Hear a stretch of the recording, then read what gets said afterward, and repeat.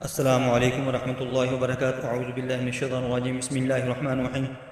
آج میں آپ کو جو دم ریکارڈ کر کے دینے لگا ہوں وہ جو بچے پیدائشی دل کے اندر سوراخ ہوتا ہے ان کے علاج کے لیے ہے۔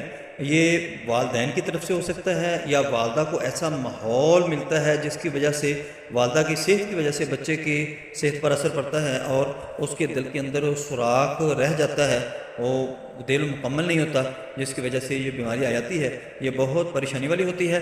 اس کو آپ نے یہ کرنا ہے کہ جب اس قسم کی والدہ حاملہ ہو تو اس کو آپ نے یہ دم روزانہ سنا دیا کرنا ہے اور اس کو پانی دم کر کے پلا دیا کرنا ہے، اور پیدائش کے بعد بچے اور ماں دونوں کو آپ نے پانی پلاتے رہنا ہے۔ انشاءاللہ یہ مسئلہ پہلے نمبر پہ تو بنے گا ہی نہیں، اگر خدا نخواستہ آ جائے تو یہ ریکور ہو جائے گا اور بالکل ٹھیک ہو جائے گا۔